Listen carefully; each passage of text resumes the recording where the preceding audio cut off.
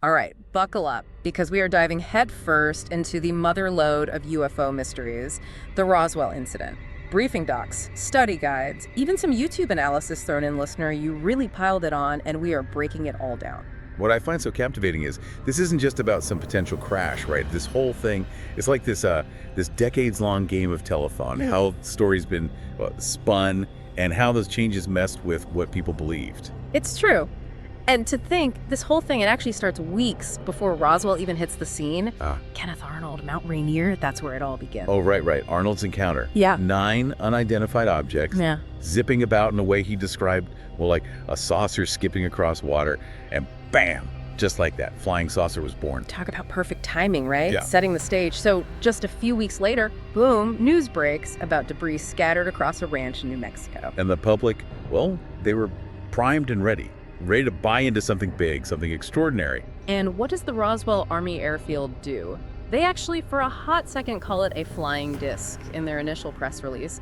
Like, they completely forgot about that whole keeping things hush-hush memo. Especially back then. Fresh out of World War II, everyone tight-lipped about fancy new tech. Yeah, that flying disc statement, that was a bold move for sure. Makes you wonder, did someone higher up make them walk it back? And if so, who? And walk it back they did.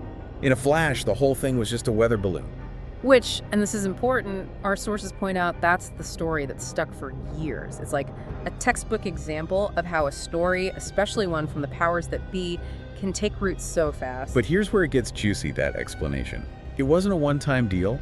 It went through a whole makeover montage over the years. Decades later, the Air Force comes clean, that whole weather balloon thing. Yeah, that was a big fat fib. But before you get any ideas, they hit us with Project Mogul. Top secret stuff. Using these high-altitude balloons to, get this, eavesdrop on the Soviets. Imagine trying to listen for the echoes of mushroom clouds way up high. But get this, how these balloons worked. Microphones dangling thousands of feet up, using acoustic whatchamacallit, triangulation, to pinpoint those tests. Okay, so maybe not as attention-grabbing as aliens, but sneaky nonetheless.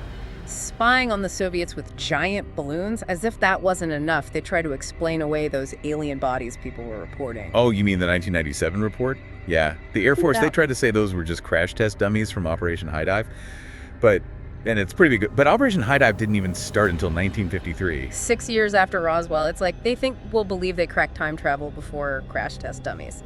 So you gotta ask yourself, was this a last-ditch effort to bury something bigger? Or just a major case of misfiled paperwork?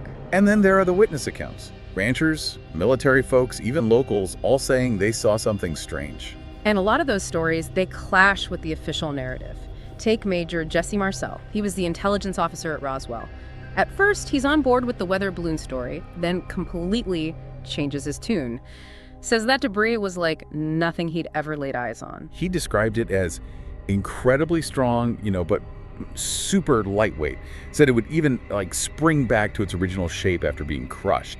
Not exactly your average party balloon material. Here's the thing though, and it's a big one we gotta remember. Witness testimony, it can be a little, unreliable sometimes. Memories, they fade, stories get a little embellished, and we can't forget about how pop culture influences things. Yeah, absolutely.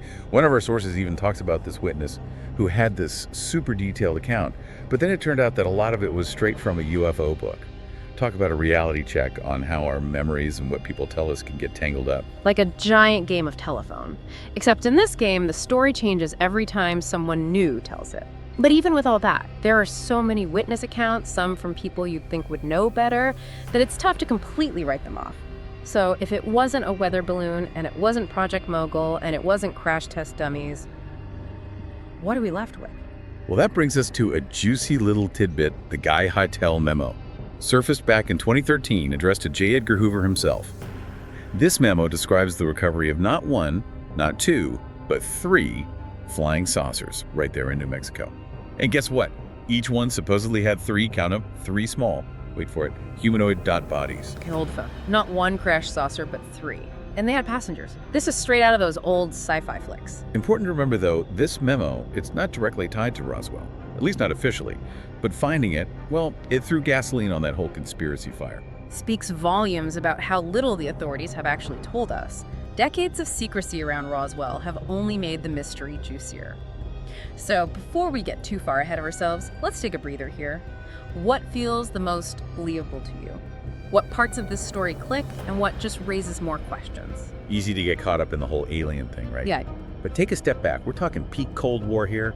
People were on edge. Oh, absolutely. That whole nuclear threat was very real. The thought of some unknown enemy, especially one with, let's say, advanced tech, that'll keep you up at night. Oh, kidding.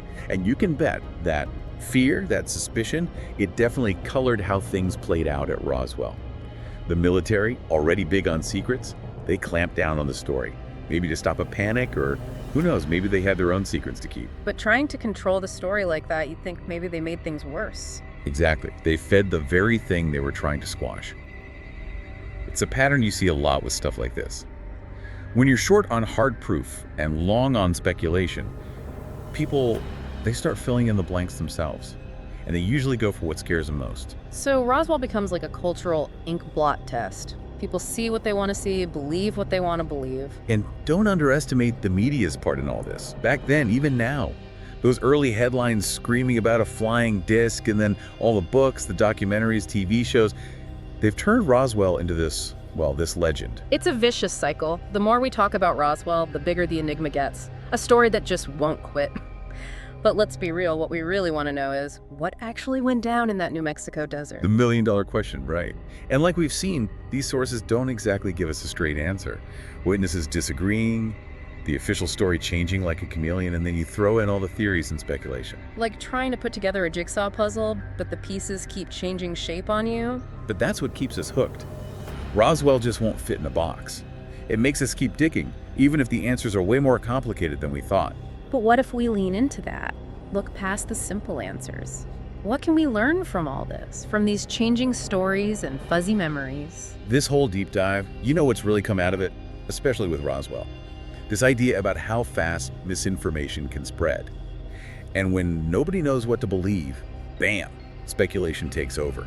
The official story kept changing, even if it wasn't on purpose, and that just made people trust them less and made those conspiracy theories even stronger. You're spot on. It's like they accidentally ended up giving those theories more fuel. Exactly. And it highlights something crucial, being upfront and clear, especially with stuff that grabs everyone's attention like Roswell. It's a must, because when you leave people in the dark, they go looking for answers somewhere else. And often that leads to more questions than answers. A cautionary tale for the digital age, wouldn't you say? Absolutely. We're bombarded with information these days, and it's tough to tell what's real and what's fake.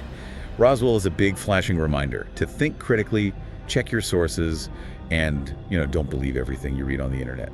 Speaking of healthy skepticism, let's shift gears to one of the most debated parts of Roswell, how that debris was described. Oh yeah, the debris. The way people described it, it's almost like it broke the laws of physics as they knew it back then. Incredibly light, yet crazy strong. Some said it was like papery, but you couldn't burn it or rip it. Some even said it bounced back into shape if you crumpled it. It's those little details that really get to you. If those accounts are true, we're talking about tech that just shouldn't have existed in 1947. So what could explain that? Was it really something beyond our understanding, or could it be, well, something more down to earth? Maybe a case of mistaken identity or just time playing tricks? And this is where it gets even more interesting. See, some folks, they look at those descriptions and say, aha, proof. They say it has to be alien tech. But then you have others who say, hold on, there could be other reasons for it. Like what? Well, some researchers, they suggest what people saw. It might have the experimental materials, stuff the military was working on back then. Don't forget, this was a time of crazy invention, especially with airplanes and rockets. Maybe what they found at Roswell, it was like a peek behind the curtain of some top secret project, way ahead of its time. That's a really interesting thought, especially with all the secrecy around military research during the Cold War. Exactly. And it's this whole mix of potential breakthroughs and government secrets that keeps drawing us back to Roswell. Makes us question what we think we know, makes us wonder if what we call impossible is just knowledge we haven't uncovered yet. It reminds us that history isn't always a straight line. There are all these layers, misinformation, interpretations. It all affects how we see events. And sometimes the most fascinating mysteries, they're the ones we never solve. The ones that leave us with more questions. So after all that, after going down the rabbit hole of changing stories and those little details that make you wonder, where does that leave us with Roswell? Especially with you already digging into all of this, I think the biggest takeaway is getting comfortable with not knowing everything. Yeah. Truth is messy in Roswell. Well, it's a prime example of that. It's like they say, the more you learn, the more you realize you don't know a thing. Right. And there's something, kind of humbling about admitting that. We might never have that 100% certain answer about Roswell, but the fun, the excitement, it's in the digging, looking at the evidence, going back and forth on different ideas. It's about asking the right questions, even if those answers, they're still out there. And for those of us who still like to think, well, maybe, just maybe, there's something truly amazing out there. That what if never really goes away. Of course not. That's the thing about Roswell, right? It's a story that sticks with you, makes you think twice about what you believe, reminds you that some things, they might not have a simple explanation, even of all the science in the world. It reminds us to look up at the stars and wonder, with that same curiosity you bring to these deep dives every time. Keeps you on your toes, but never forget how powerful a good mystery can be. Couldn't agree more. And with that, we've come to the end of our Roswell deep dive. We've waded through the facts, the fiction, the stuff we just can't explain.